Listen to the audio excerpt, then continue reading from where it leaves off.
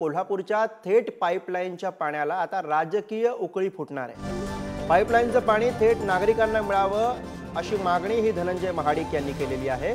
पाणी कोल्हापूरमध्ये आलं पण अजूनही पाणी पुरवठा सुरळीत नाहीये असंही धनंजय महाडिक यांनी म्हटलंय। महाडिक आज पाईपलाईनच्या कामाच्या ठिकाणी भेट देणार आहेत।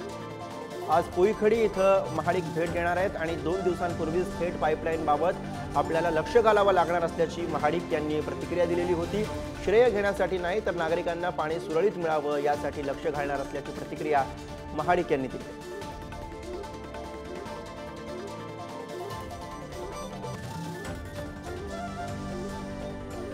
तर धनंजय महाडिक आज पाईपलाईनच्या कामाच्या ठिकाणी भेट देणार आहेत आणि त्या ठिकाणी पाहणी करणार आहेत।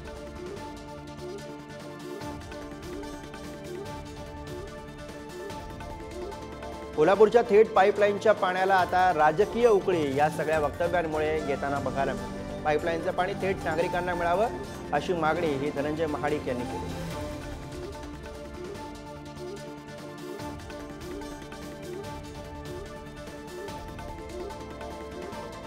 थेट पाईपलाईनच्या बाबतीत सुद्धा मला लक्ष घालावं लागेल असं वाटतंय, कारण दिवाळी होऊन आता 5 महिने झाले। दिवाळीला एकट्यानेच जाऊन अभ्यंगस्नान केलं, परंतु आज अखेर थेट पाईपलाईनचं पाणी कोल्हापूरकरांना मिळत नाही।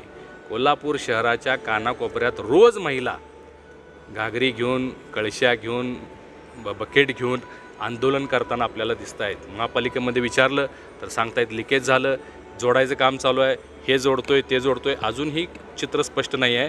थेट पाईपलाईनचं पाणी कोल्हापूरला मिळत नाही असं माझं स्पष्ट मत आहे आणि ते मिळण्यासाठी आता मी पुढाकार घेणार आहे। मी थेट पाईपलाईनच्या या सगळ्या कामांना भेट देणार आहे। तर थेट पाईपलाईनच्या पाण्यावरनं महाडिक यांनी केलेले हे भाषण याविषयी बोलण्यासाठी आपले प्रतिनिधी शेखर पाटील सध्या आपल्या सोबत आहेत। शेखर, थेट पाईपलाईनच्या पाण्यावरनं आता राजकारण आपल्याला होताना बघायला मिळतंय कोल्हापूरमध्ये।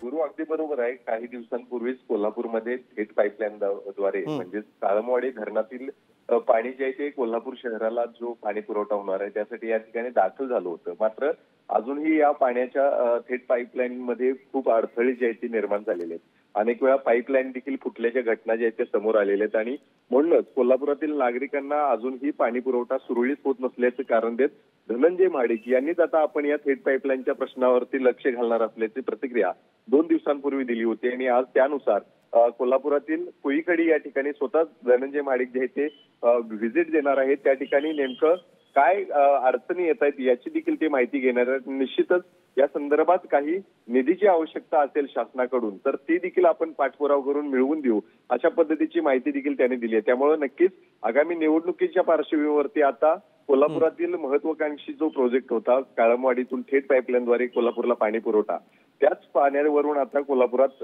राजकीय उकळी फुटल्याचं देखील पाहायला मिळते। गुरु बरोबर, धन्यवाद शेखर या सविस्तर माहितीसाठी।